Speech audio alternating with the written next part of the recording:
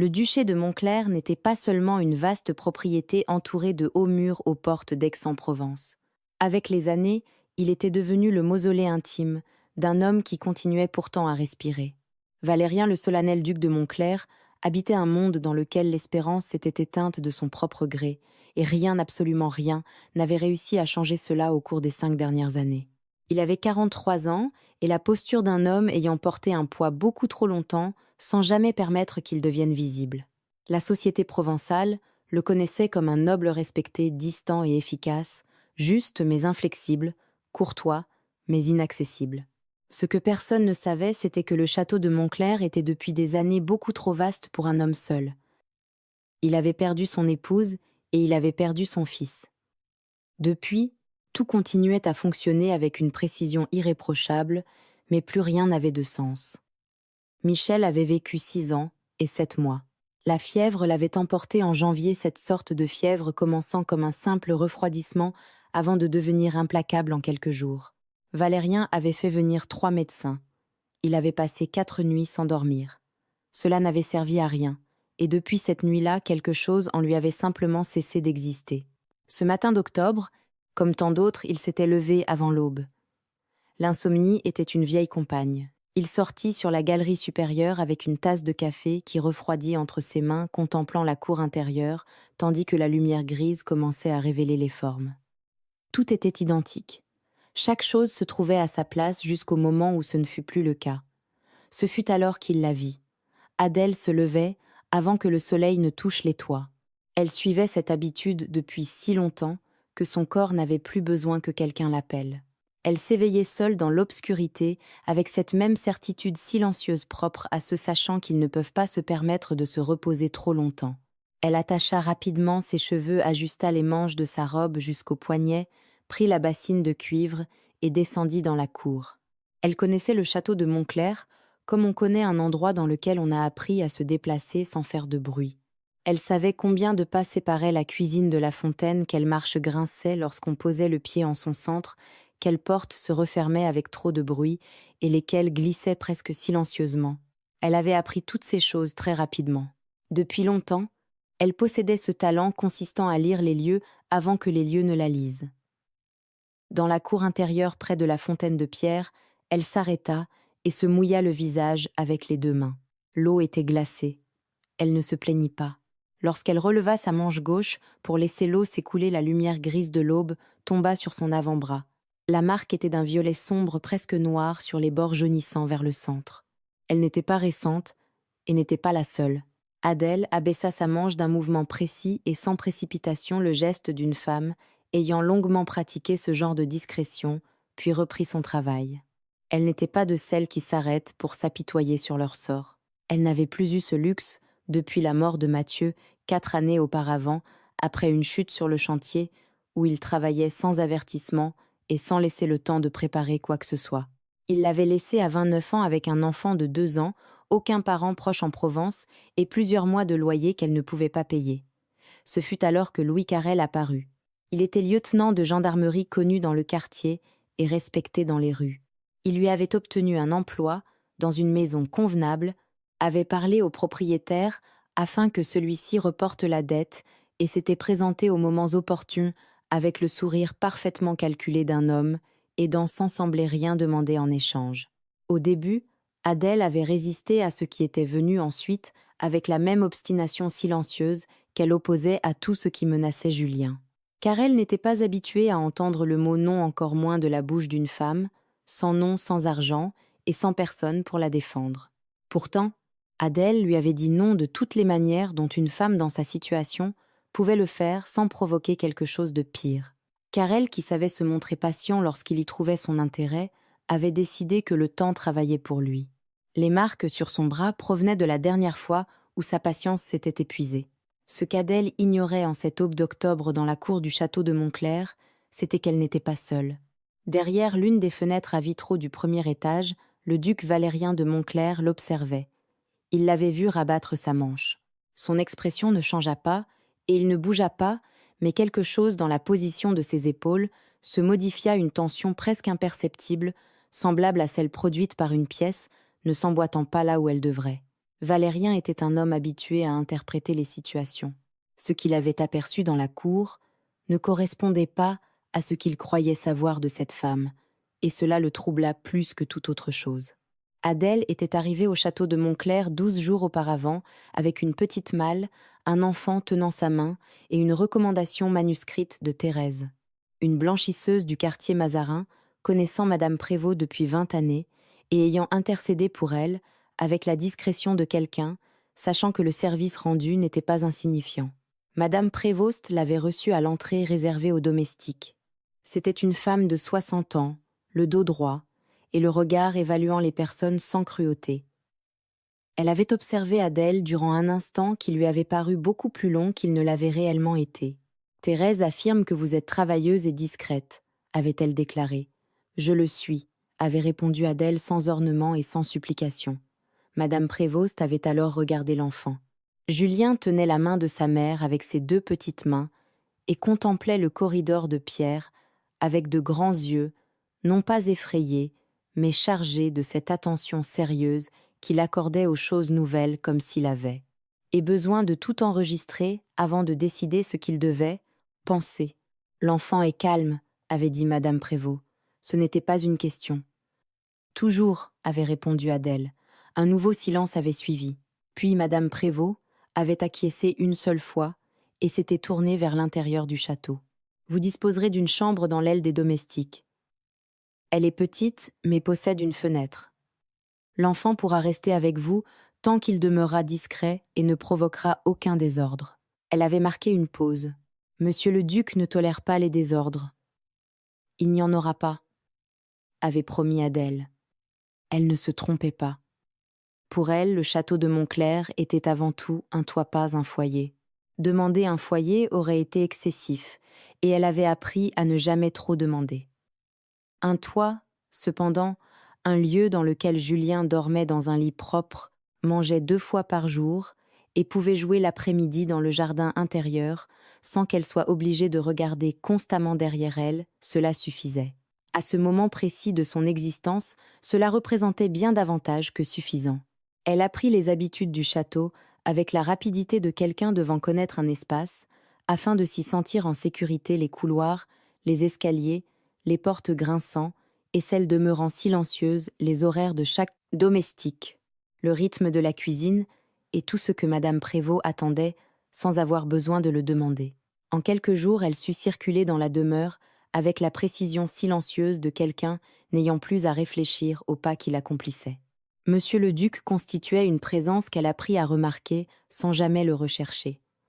Elle le voyait principalement de loin, traversant l'aile principale avec ce pas régulier, ne se pressant jamais, assis dans son cabinet, dont la porte demeurait entr'ouverte penchée sur des documents qu'il examinait avec une concentration, ne semblant laisser de place à rien d'autre, ou recevant des visiteurs dans le salon avec une courtoisie, mesurée et exacte la courtoisie d'un homme, connaissant parfaitement les règles et les respectant sans effort parce qu'elles ne lui coûtaient plus rien depuis longtemps. Il était difficile à comprendre. Adèle l'avait remarqué dès le premier jour, non parce qu'il était rude, car il ne l'était pas. Il se montrait correct envers les domestiques, juste dans ses instructions, et n'élevait jamais la voix. Pourtant, elle avait reconnu en lui quelque chose, sans pouvoir le définir précisément, une forme de distance intérieure, n'ayant aucun rapport avec son caractère, mais provenant de ce qui lui était arrivé un poids qu'il portait avec une habileté excessive, comme on porte une chose si longtemps que le corps finit par l'intégrer à lui-même. Elle connaissait ce poids. Elle l'avait aperçu dans son propre miroir. Elle n'y pensa pas davantage. Cela ne la concernait pas, et elle avait déjà suffisamment à faire avec ses propres difficultés. Ce fut un mercredi après-midi que le duc et Julien se rencontrèrent pour la première fois. Adèle se trouvait dans le jardin intérieur de l'aile occidentale, parmi les citronniers perdant leurs dernières feuilles d'octobre, et nettoyait le genou de Julien avec un linge humide. L'enfant était tombé, en poursuivant un lézard entre les pierres, et tentait depuis 10 minutes de démontrer que sa blessure lui faisait moins mal qu'en réalité. « Si tu restes immobile, cela fera moins mal, » lui dit Adèle, comme un brave soldat. « Et les braves soldats pleurent-ils » demanda Julien en serrant la mâchoire. « Les meilleurs, oui. Pleurer n'est pas une preuve de lâcheté, Julien. C'est ce que font les personnes qui ressentent véritablement les choses. L'enfant réfléchit avec la gravité de quelqu'un recevant une information capable de modifier son existence. Toi aussi tu pleures. Une pause si brève qu'il ne la remarqua pas. Parfois, répondit Adèle lorsque personne ne me voit. Ce qu'elle ignorait, c'était que quelqu'un la voyait. Valérien avait silencieusement contourné la haie et s'était arrêté avant que l'un ou l'autre ne remarque sa présence. Il demeurait immobile, les documents qu'il devait apporter à son cabinet, oubliés dans sa main, contemplant la scène sous le citronnier, avec une expression qu'il aurait été incapable de décrire si quelqu'un le lui avait demandé. L'enfant possédait l'âge qu'aurait eu Michel, la même petite gravité, les mêmes yeux sombres, observant le monde comme s'il fallait tout comprendre, avant de porter un jugement, la même manière de contracter la mâchoire lorsqu'une chose faisait mal et qu'il ne voulait pas que cela se voie. Valérien s'éloigna de la haie avant qu'Adèle ou Julien ne l'aperçoivent. Il regagna l'aile principale de son pas uniforme, comme toujours, comme si rien ne s'était produit. Pourtant quelque chose avait bougé en lui, une pièce demeurée immobile durant 5 années, et qu'il était désormais impossible de replacer là où elle se trouvait auparavant. Après cela, Adèle commença à le voir plus souvent dans cette partie du château. Pas chaque jour, et jamais d'une manière suffisamment évidente pour attirer l'attention, mais il s'asseyait sur le banc de pierre du jardin, avec un livre qu'il ne lisait pas toujours, ou traversait l'aile occidentale, à des heures où il ne le faisait pas auparavant. Julien ne paraissait pas intimidé par sa présence. L'enfant possédait l'instinct calme de ceux ayant appris à lire les adultes. Rien chez le duc ne provoquait son inquiétude. Il continuait simplement à poursuivre les lézards, ramasser des brindilles et examiner des pierres avec sa concentration habituelle. Ce que désirait le duc, bien qu'il ne l'eût pas encore formulé ainsi, était de demeurer près de l'enfant sans être obligé de reconnaître pourquoi. Julien se révéla être une présence, ne demandant rien, tout en transformant tout. Il apparaissait l'après-midi dans le jardin, avec une gravité de petit homme que Valérien trouvait contre sa propre volonté, profondément attendrissante. L'enfant ne venait pas vers lui. Il était beaucoup trop prudent. Il possédait les réflexes de ceux ayant appris très jeunes à observer l'humeur des adultes. Pourtant, il ne s'enfuyait pas non plus. Il poursuivait simplement ses occupations, courir après les lézards entre les pierres, construire de petites tours avec des brindilles sèches ou examiner les citronniers avec une attention scientifique ne correspondant pas à son âge.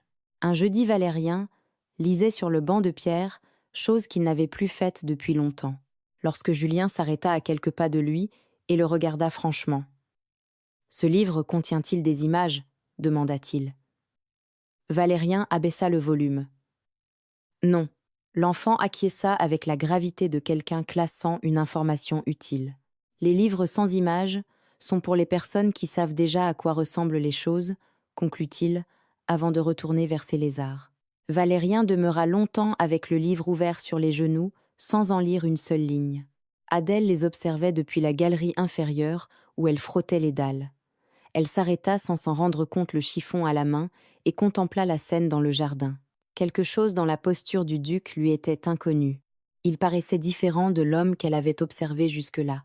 La raideur de ses épaules qu'il portait habituellement comme une partie de son vêtement semblait s'être légèrement relâchée, telle une corde se détendant sans se dénouer complètement.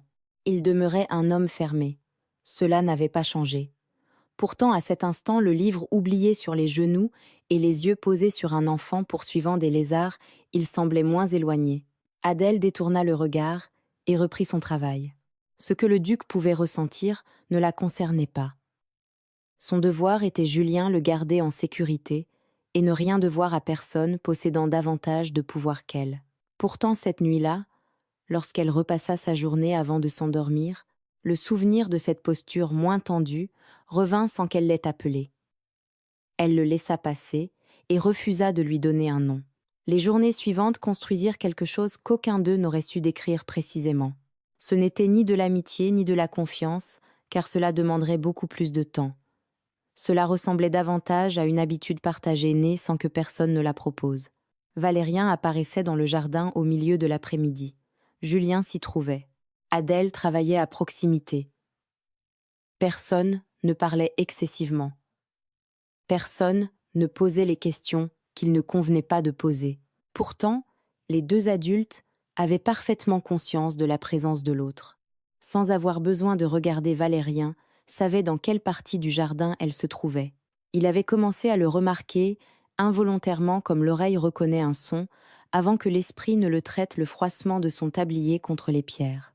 Le seau qu'elle posait, avec précaution, afin de ne pas faire de bruit, la voix basse, avec laquelle elle disait parfois quelque chose à Julien toujours sans l'élever, et avec cette économie de mots qu'il avait commencé, associée uniquement à elle.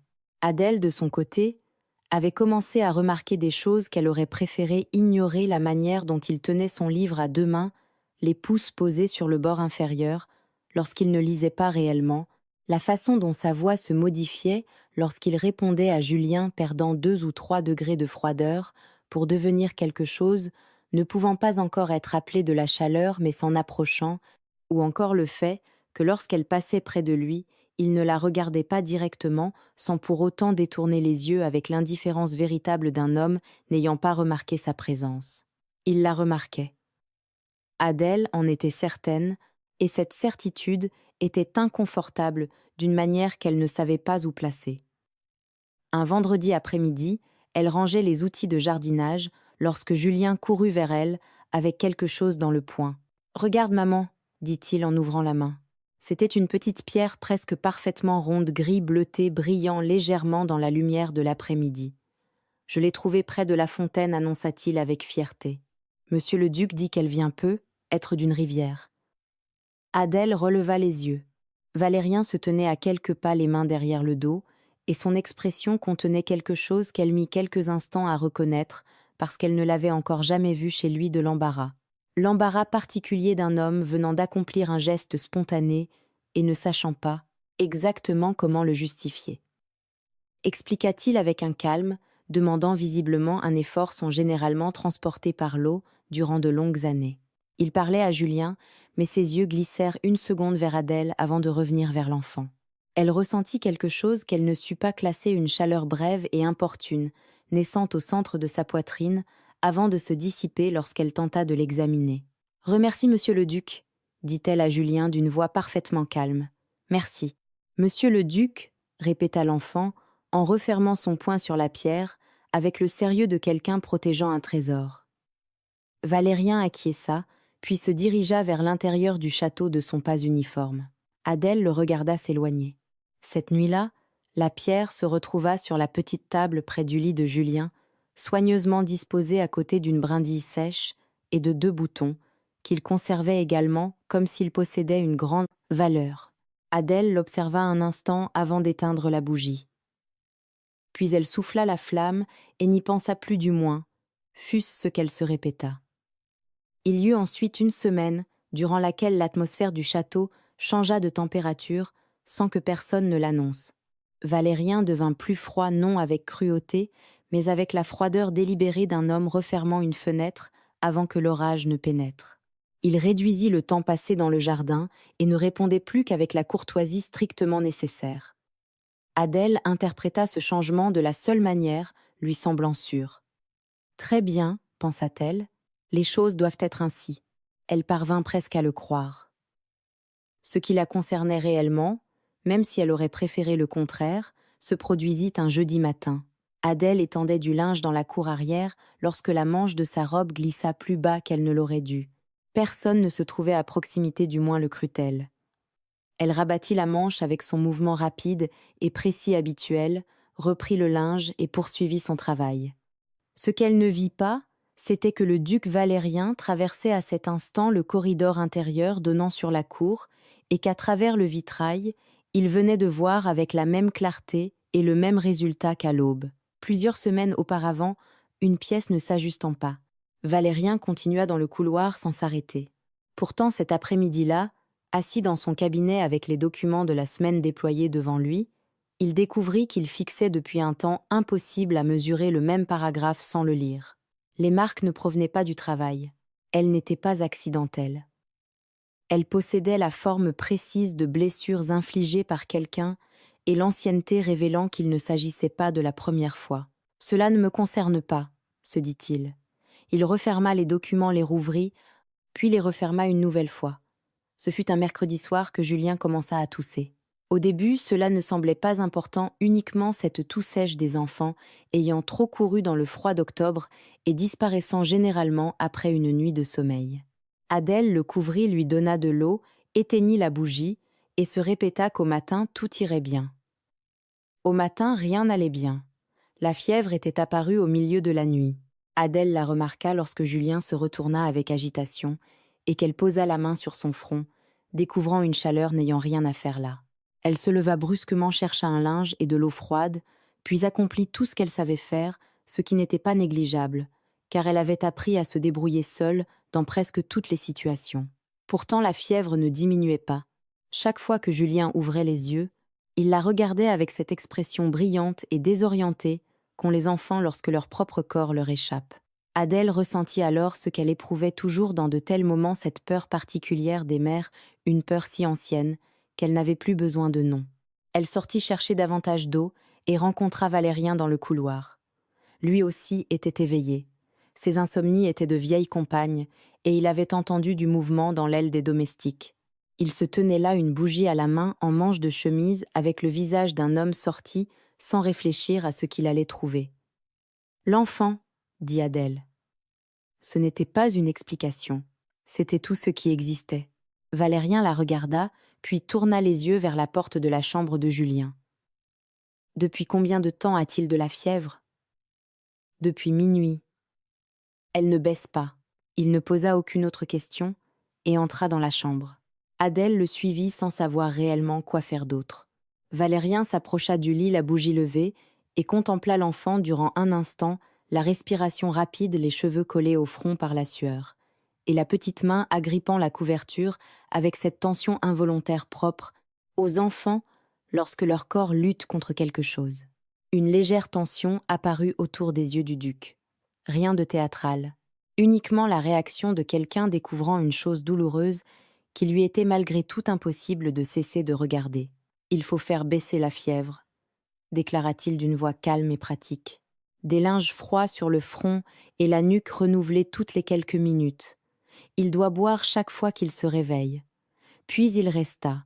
Il ne l'annonça pas et n'expliqua pas pourquoi.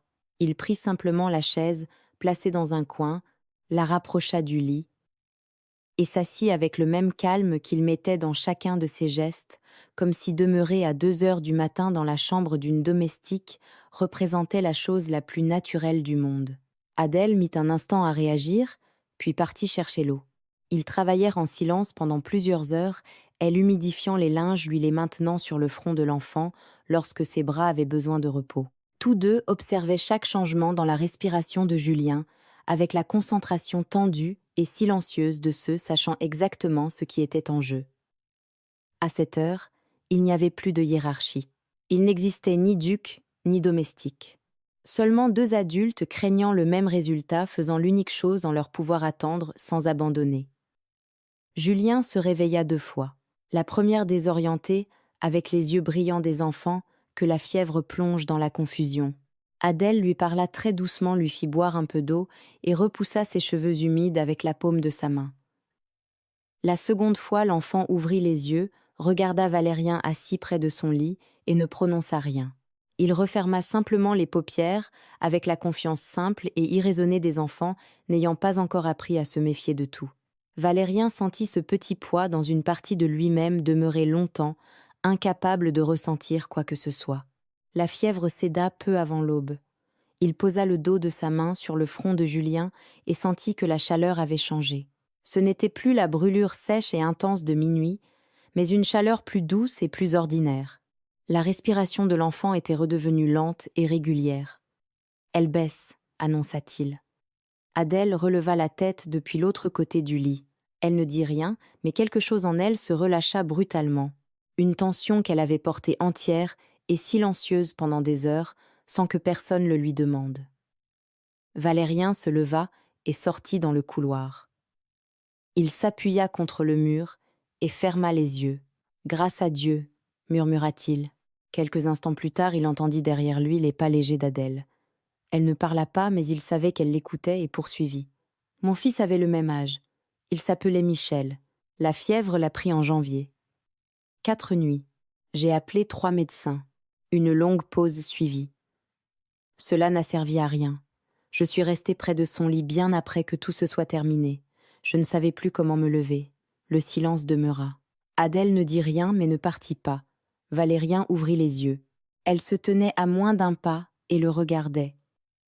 Pas avec de la pitié, car il se serait immédiatement refermé devant elle.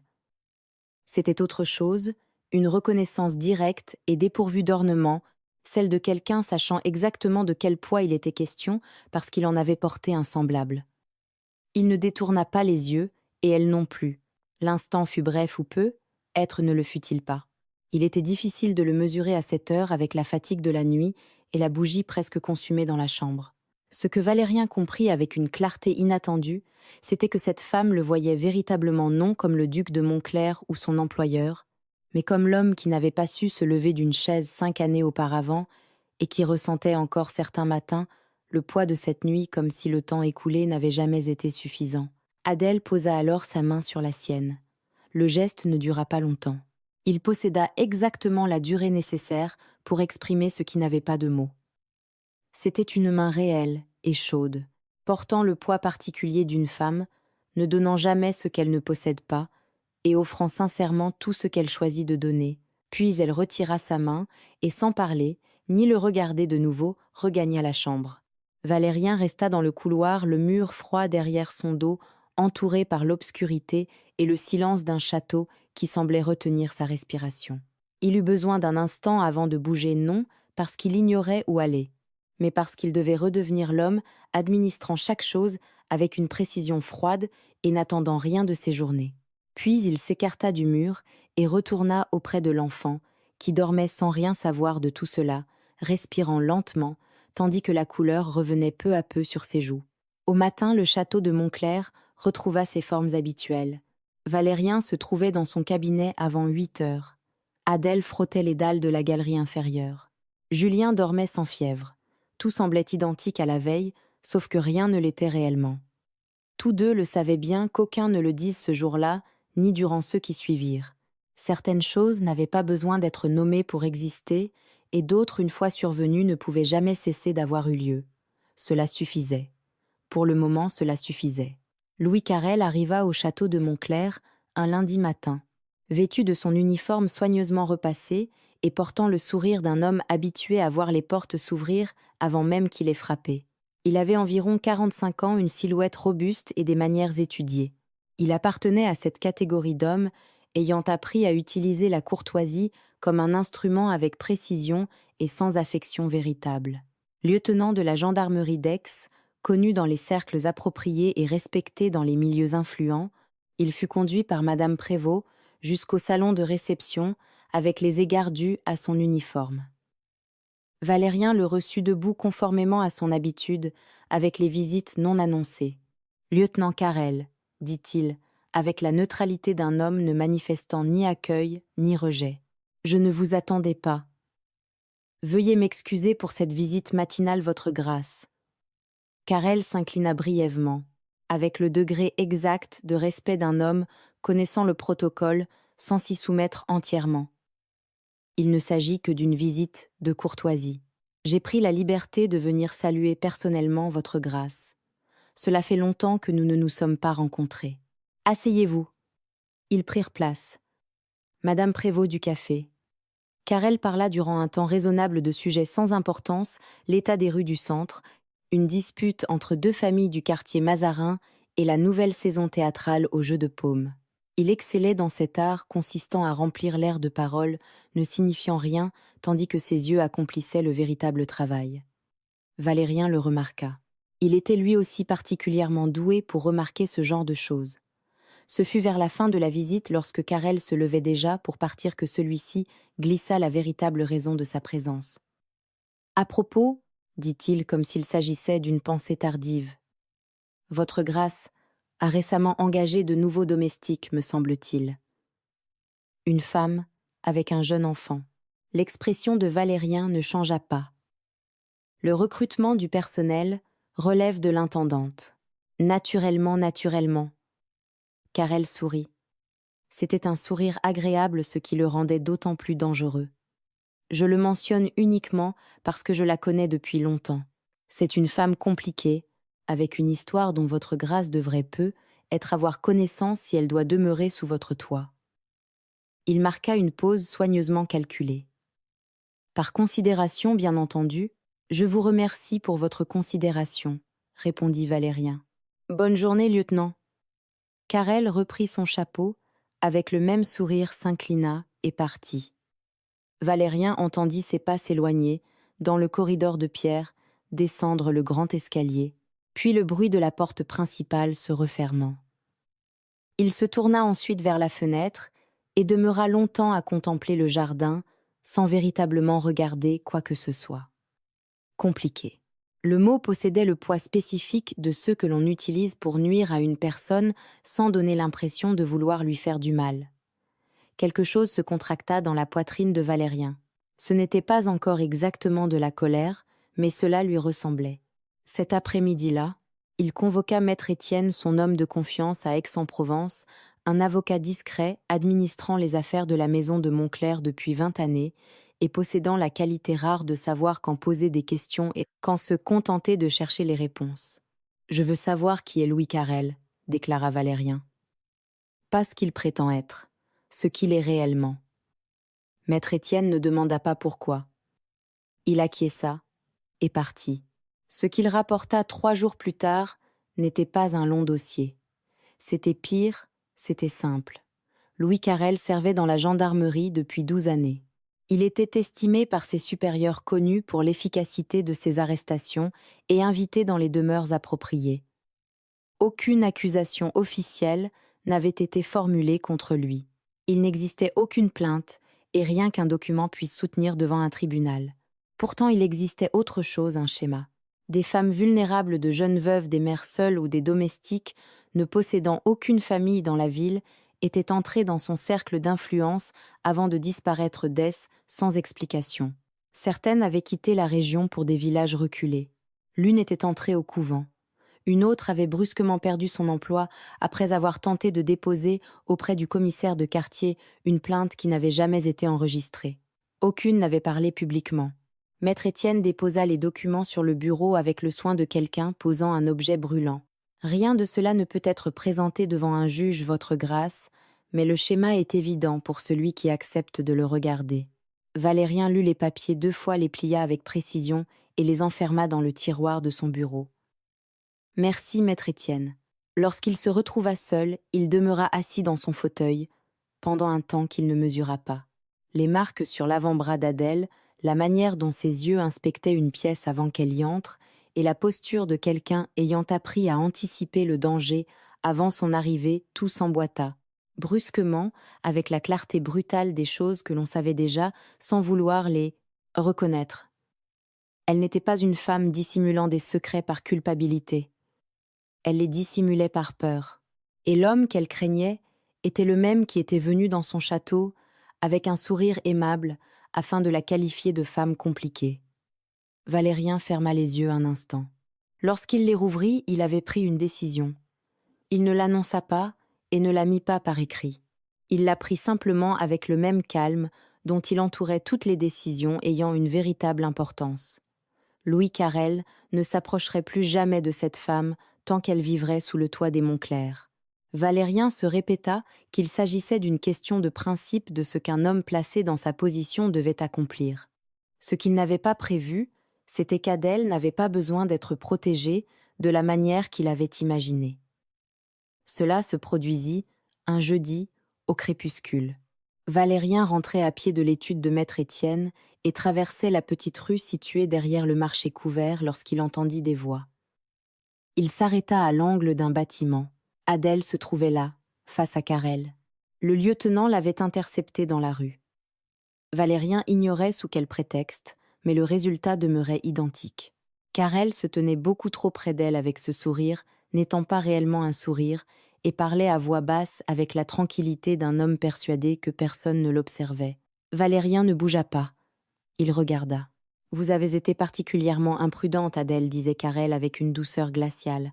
Une femme placée dans votre situation ne peut pas s'autoriser certains luxes, par exemple celui d'oublier envers qui elle devrait éprouver de la reconnaissance.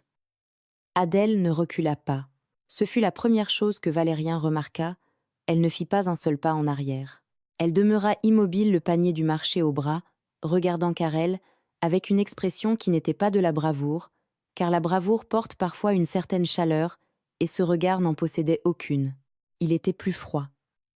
C'était l'expression de quelqu'un s'étant déjà trouvé à cet endroit de nombreuses fois et ayant décidé de ne plus craindre la peur elle-même. « Je ne vous dois rien », répondit Adèle d'une voix parfaitement maîtrisée. Karel inclina légèrement la tête. « Quel dommage », murmura-t-il.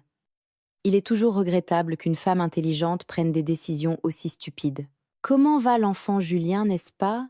Quelque chose changea alors dans l'expression d'Adèle. Ce ne fut pas de la peur, mais une émotion plus ancienne et plus dangereuse, cette détermination particulière de quelqu'un ayant une chose à perdre et ayant décidé qu'on ne la lui prendrait pas. « Ne prononcez pas son nom, dit-elle, avec un calme plus tranchant qu'un cri. Ne le prononcez plus jamais. » Car elle la regarda. Son sourire ne disparut pas, mais changea de nature, devenant plus étroit et plus froid. « Prenez garde à vous, Adèle. » Il partit sans se presser, avec le pas assuré d'un homme convaincu que le temps travaille encore pour lui. Adèle resta immobile jusqu'à ce que ses pas disparaissent au coin de la rue. Puis elle ferma les yeux durant un instant, un seul inspira lentement, et lorsqu'elle les rouvrit, son expression avait retrouvé sa maîtrise habituelle. Elle reprit son panier et poursuivit sa route. Valérien ne quitta l'angle du mur qu'après qu'elle eut disparu dans la rue opposée. Il demeura un moment au milieu de la rue vide, entouré par le bruit lointain du marché fermant ses portes et par la lumière oblique du soir tombant sur les pavés. Il avait rarement vu ce dont il venait d'être témoin, une femme possédant toutes les raisons du monde de céder, sans fortune, sans famille, dans la ville, avec un jeune enfant dépendant entièrement d'elle, faisant face à un homme en uniforme doté de pouvoir et protégé par tout un système, mais refusant, malgré tout, de plier. Elle avait posé ses pieds sur le sol et déclaré « Ne prononcez pas son nom », avec une voix ne demandant aucune permission et n'attendant aucune approbation. Elle ne l'avait pas fait afin d'être admirée. Elle croyait que personne ne la regardait. Elle l'avait fait parce que c'était celle qu'elle était. Quelque chose bougea en Valérien avec une force qu'il n'avait pas prévue. Il ne s'agissait pas d'admiration au sens décoratif du terme, mais de quelque chose ressemblant davantage à une reconnaissance, à la sensation de découvrir enfin, avec clarté, une personne que l'on n'avait jusque-là aperçue que par fragments. Adèle n'était pas une femme pleine de secrets.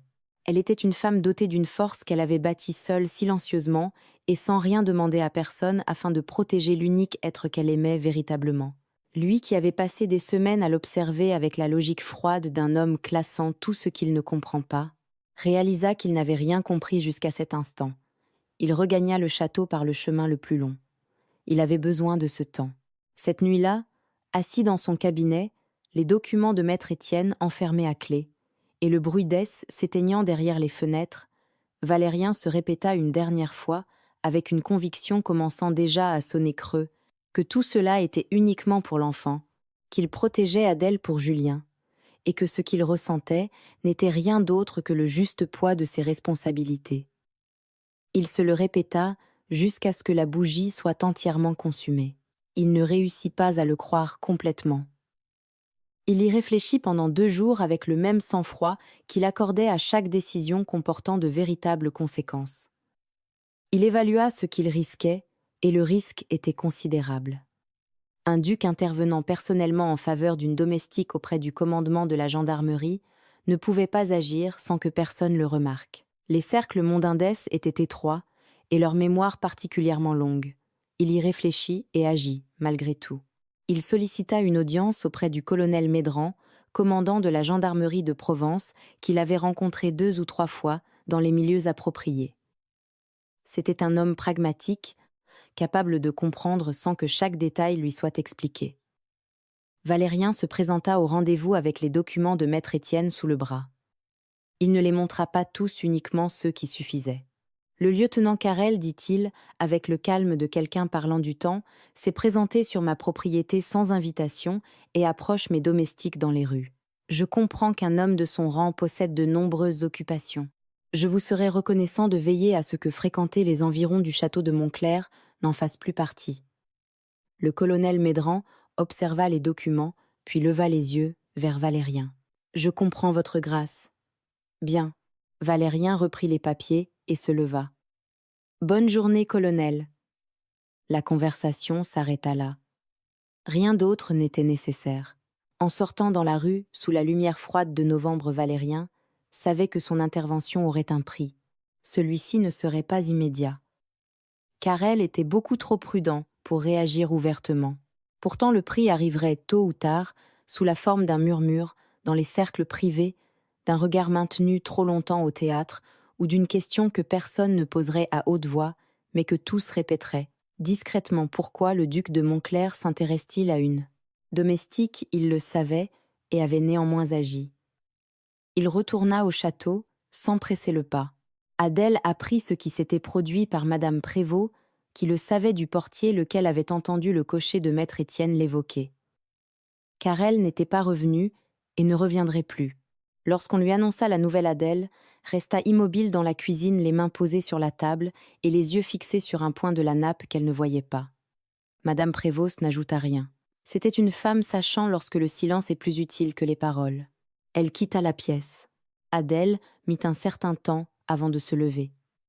Cela faisait 4 années que personne n'avait accompli une chose semblable pour elle. Depuis la mort de Mathieu, elle avait appris que le monde ne s'arrêtait pas pour une femme seule, que la protection était une chose que l'on se procurait soi-même ou que l'on n'obtenait jamais. Pourtant, il existait désormais ce fait simple et impossible à ignorer: quelqu'un avait placé son nom entre elle et le danger, sans lui demander quoi que ce soit et sans annoncer son geste. Elle partit le trouver dans son cabinet. La porte était entr'ouverte comme presque toujours. Elle frappa avec ses jointures avant d'entrer. Valérien se tenait devant la fenêtre. Il se retourna en l'entendant. « Je voulais vous remercier, » dit Adèle. « Ce n'est pas nécessaire. Pour moi cela l'est. » Une courte pause. Personne n'avait jamais fait une chose semblable pour nous, pour Julien et moi. Personne. Elle le dit sans dramatisation, avec la simplicité de quelqu'un constatant un fait. Valérien l'observa et remarqua ce que contenait son expression. Ce n'était ni une gratitude calculée, ni la déférence étudiée d'une domestique envers son employeur. C'était le soulagement visible d'une personne ayant porté trop longtemps un fardeau sans aide et découvrant pour la première fois qu'elle n'était plus obligée de continuer seule. Quelque chose répondit en lui avec une force inattendue. « Comment va Julien ?» demanda-t-il, parce qu'il avait besoin d'un instant avant de prononcer ce qui commençait à prendre forme en lui. « Très bien. » Une ombre de sourire passa sur le visage d'Adèle. « Ce matin, il m'a expliqué que les lézards ne ressentent pas le froid comme nous parce que leur sang est différent. » Valérien ne répondit pas tout de suite. Il regarda par la fenêtre vers le jardin où la lumière de novembre dorait les dernières feuilles des citronniers. « Il est particulièrement observateur, » murmura-t-il. « Il l'a toujours été. » Le silence qui suivit n'était pas vide. C'était l'autre silence, celui possédant un poids et une température. « Les gens vont parler, » déclara Adèle d'une voix calme, n'exprimant pas un refus, mais une honnêteté nécessaire. « Ils parlent probablement déjà. Un homme de votre rang, intervenant pour une domestique auprès de la gendarmerie, cela ne passe pas inaperçu à S. Je le sais. Et cela ne vous dérange pas ? Cela me dérange moins que l'autre possibilité, répondit Valérien, avec un calme ne laissant aucune place au doute. Adèle fronça légèrement les sourcils, non avec mécontentement, mais comme quelqu'un cherchant à comprendre un élément ne s'ajustant pas encore. « Adèle, dit-il. » Elle releva les yeux. « Ce que j'ai fait concernant Carrel, je ne l'ai pas accompli uniquement pour Julien. » Adèle ne répondit pas. Elle le regarda avec cette manière directe, sans ornement et sans précipitation qui lui appartenait. « Je me le suis répété souvent, » poursuivit-il, « que c'était pour l'enfant, que c'était simplement la décision correcte et ce qu'un homme placé dans ma position devait faire. » Il marqua une pause. « Je l'ai cru pendant quelque temps, puis j'ai cessé de le croire. » Valérien parcourut lentement la distance les séparant et s'arrêta devant elle, suffisamment près pour qu'elle puisse lire sur son visage ce qu'il n'avait laissé voir à personne depuis des mois. « J'ai perdu mon fils, dit-il. J'ai perdu mon épouse. J'ai passé 5 années à administrer une demeure fonctionnant parfaitement, mais n'ayant plus aucun sens. Sa voix jusque-là parfaitement uniforme baissa légèrement. Je sais ce que signifie perdre. Je sais ce qu'est vivre sans direction et sans véritable raison de se lever. Et je sais avec la même certitude qu'aucun prestige social ne vaut davantage que le fait de posséder une raison de continuer. Adèle l'observait sans bouger. Julien, et vous m'avez rendu une chose que j'ignorais pouvoir encore retrouver, poursuivit-il. Je ne l'ai ni cherchée, ni demandée, mais elle existe désormais, et je n'ai plus la volonté de continuer à l'ignorer. Un silence suivit. Vous confondez peu, être vos sentiments, dit Adèle à voix basse.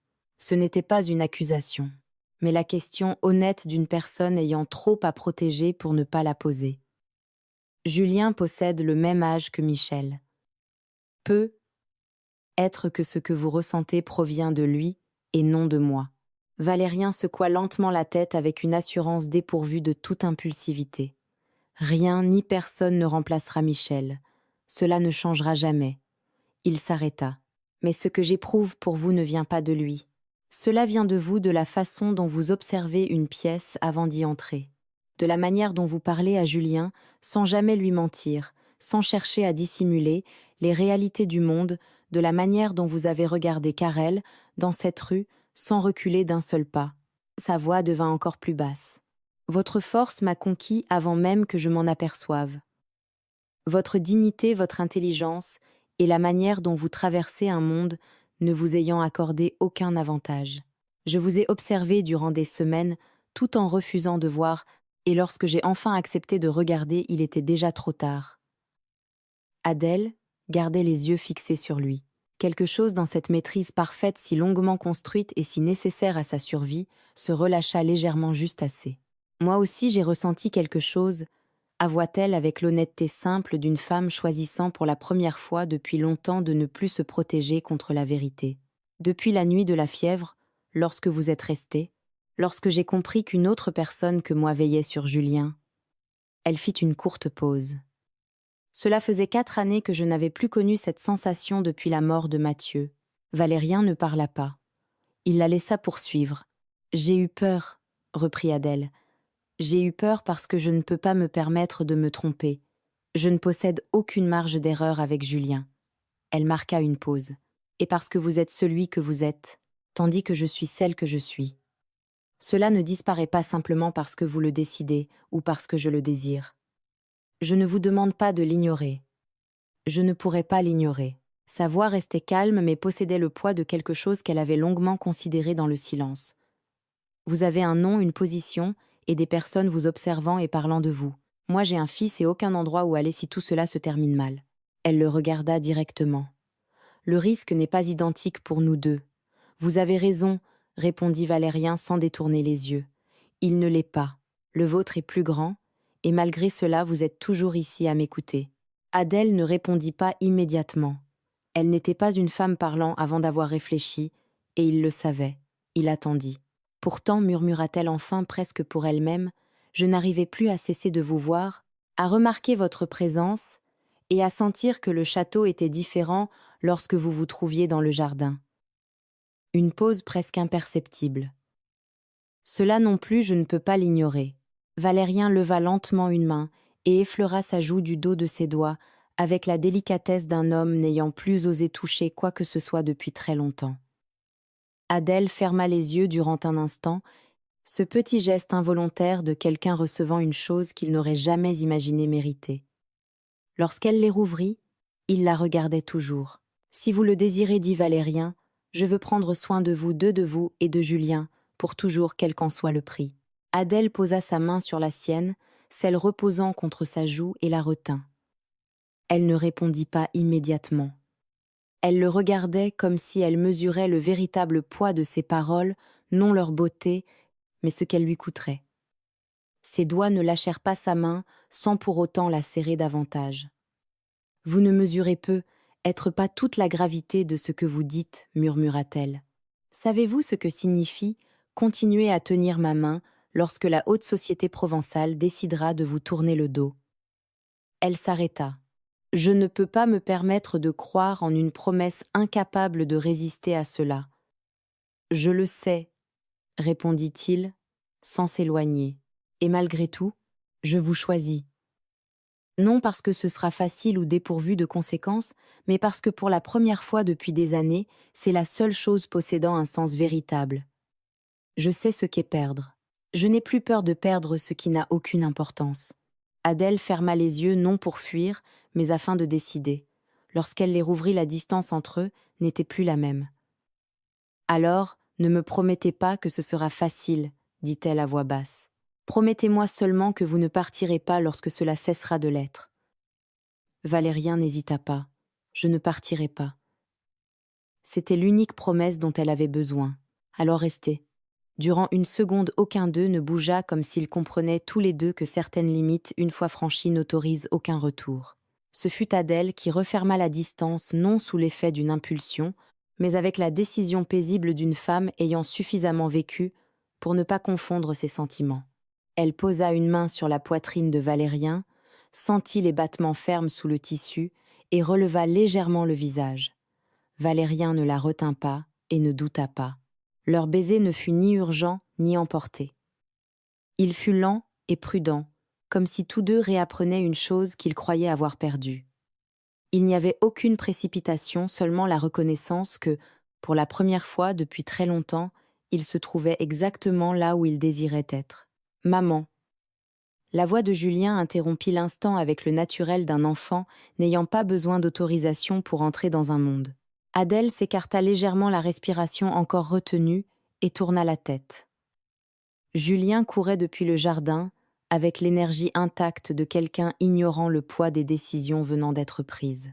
Il s'arrêta devant eux, les regarda et sourit. Non avec surprise, mais avec cette acceptation simple des enfants, comprenant souvent davantage qu'ils ne le disent. « Tout va bien ?» demanda-t-il. Adèle s'accroupit à sa hauteur, l'émotion battant toujours dans sa poitrine. « Oui, mon amour. » Julien hésita une seconde, puis fit la seule chose lui paraissant logique. Il s'approcha et les serra tous les deux dans ses bras, sans demander ni expliquer quoi que ce soit, comme si cette place entre eux lui avait toujours appartenu. Valérien ressentit contre lui le poids léger de l'enfant et la présence de la main d'Adèle encore toute proche. Il comprit alors avec une clarté absolue que rien au monde ne possédait davantage de valeur que cet instant. Rien. Dès lors, le château de Montclair ne fut plus le même endroit. Rien n'avait changé dans ce qui était visible, les mêmes couloirs, les mêmes habitudes et la même précision dans chaque détail. Pourtant, l'air était devenu différent. Le matin, on entendait des pas plus légers, puis un petit rire dans le jardin à la tombée du jour, la voix d'un enfant, expliquant avec un sérieux absolu pourquoi les pierres du chemin étaient différentes, les unes des autres, et parfois une seconde. Voix lui répondant avec une véritable attention. Valérien ne lisait plus des livres sans en tourner les pages. Adèle ne regardait plus les portes avant de les franchir, et Julien n'était plus le seul à attendre que quelqu'un revienne à la fin de la journée. Quelques mois plus tard, lorsque le printemps commença à parfumer les cours d'Aix-en-Provence de fleurs d'oranger-le-duché, ne se souvenait déjà plus du silence d'autrefois. Julien courait dans les couloirs en appelant « père », celui qui n'avait autrefois été qu'une présence lointaine. Valérien, tenant la main de celle qui était désormais son épouse sous le porche du château, comprit que la véritable noblesse ne résidait pas dans un titre transmis par le sang, mais dans le courage de protéger contre tous les vents le refuge humble et précieux que l'amour leur avait offert. Si cette histoire a touché votre cœur, accompagnez-moi dans la prochaine vidéo. Beaucoup d'autres récits vous attendent, des histoires d'amour, de courage et de personnes choisissant de continuer malgré tout. Et si ce récit vous a tenu compagnie aujourd'hui, je vous invite à consulter le commentaire épinglé et à me laisser ne serait-ce qu'un seul mot de soutien. Cela nous aide beaucoup plus que vous ne l'imaginez. Merci infiniment, cher auditeur.